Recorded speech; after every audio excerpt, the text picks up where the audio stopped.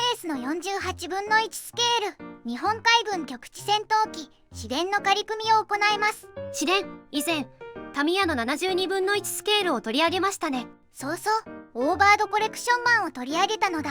それで今回はマイクロエースの48分の1スケール版なのね。そうなのだ。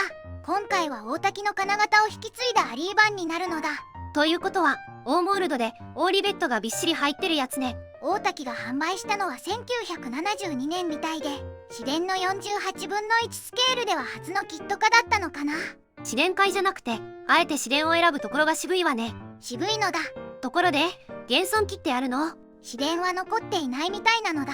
そうなのね。試練会は1機だけ現存していて、愛媛県愛南町で展示されているのだ。国内ではそれだけね。アメリカの博物館では3機が展示中みたいだけど。そうなんだけど、最近鹿児島県阿久根沖の海中で墜落機が発見されたのだ。これは最新ニュースってやつね。2025年に引き上げ予定で、343空林隊長の機体と見られているのだ。でも試練の現存機は結局ないのね。1000機ほど生産された戦闘機だから1機くらい残っててもおかしくなさそうだけどね。米軍には鹵獲されなかったの？1945年フィリピンで鹵獲されたのだ。修復整備されてテストまでされたらしい。でその後は行方不明なのだ。解体されたか廃棄されたか詳しくはわからないのだ。テストされたんですね。それでどんな評価だったの？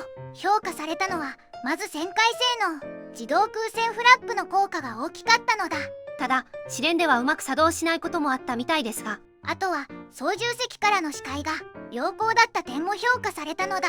戦闘時の状況把握に優れていたというわけね。それに20ミリ機関砲4門の強力な火力も高評価だったのだ。火力面でも優秀だったのね。でも欠点も指摘されていて、飛脚の強度不足ね。その通り、足が弱くて着陸時に破損の恐れがあったのだ。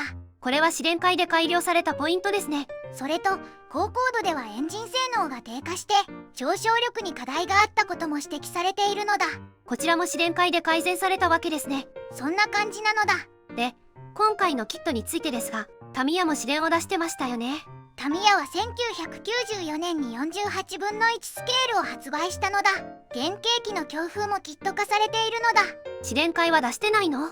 実は1963年に50分の1スケールで出しているのだ。同時期にはマルサンも発売していたのだ。マルサンのキットは UPC に OEM されてたわね。48分の1スケールでの試練会キットは長谷川のみ。1980年に旧版を、2000年に新版を発売しているのだ。旧版はトツモールドで新版はオーモールドなのね。大滝版は1986年頃にアリーから、2013年頃からはマイクロエース名義で再販されているのだ。ずいぶん長い歴史のあるキットなのね。初登場からもう50年以上。タミヤが出すまではこのキットしか選択肢がなかったのだ。最近はタミヤ版の試練も見かけなくなってきたし、むしろ古いマイクロエース版の方が入手しやすいかも。マイクロエース版は箱デザインが共通で見分けにくいけど、そこは注意が必要ですね。ちなみにこの動画を作っている2025年6月現在、 Amazon でも在庫があるみたいなのだ。お値段も相変わらずお手頃ですね。 Amazon では税込み1173円。細かい部分は甘いけど組み立てやすいキットなのだ。パーツの合いが良ければ初心者にもおすすめですね。そのあたりは今回の仮組みで確認してみたいのだ。まずはパッケージ内容を確認するのだ。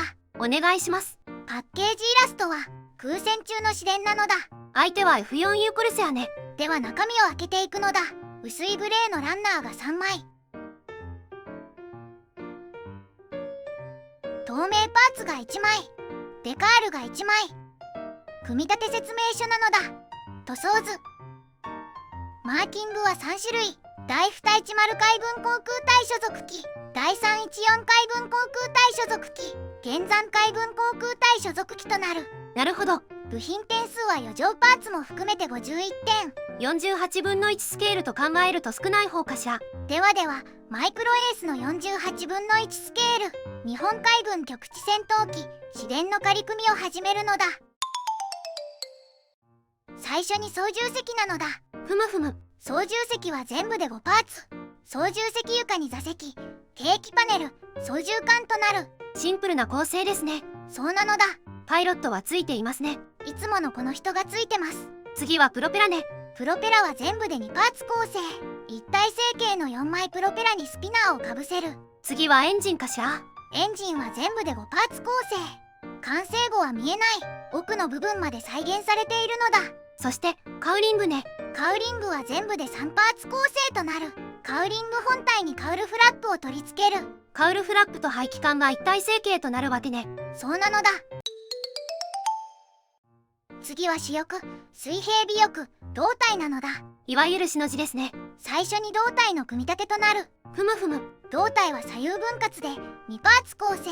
操縦席を挟んで接着するのだ。胴体のモールドはどうでしょうか。オーモールド、オーリベットとなる。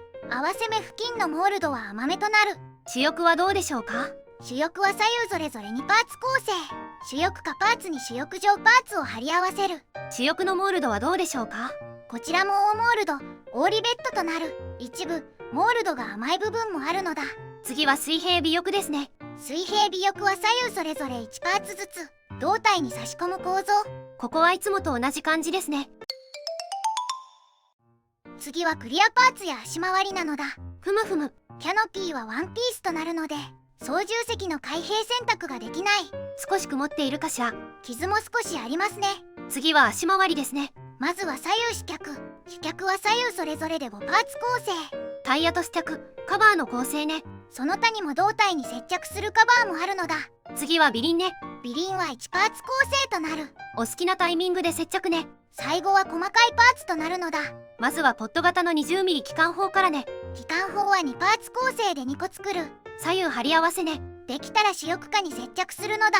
次は増装ね。増装は2パーツ構成で左右貼り合わせとなる。増装下を前後に取り付ける。胴体下にオイルクーラーを取り付けて、左主翼に気筒管、胴体上にアンテナを取り付ければ完成なのだ。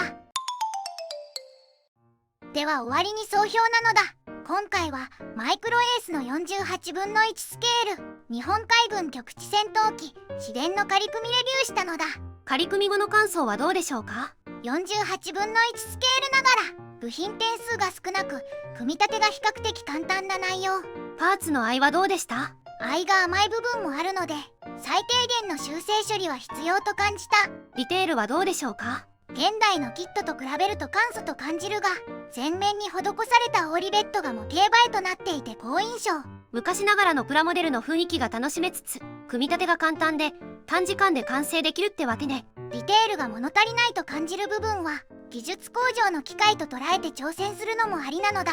価格も安く入手もしやすいですからね。そうなのだ。 Amazon などではまだまだお手頃な値段で買えますからね。ではでは動画を最後までご視聴していただきありがとうございますなのだ。チャンネル登録と高評価をお願いしますなのだ。次回以降も飛行機プラモデルのレビューを続けていくのだ。ではバイバイ。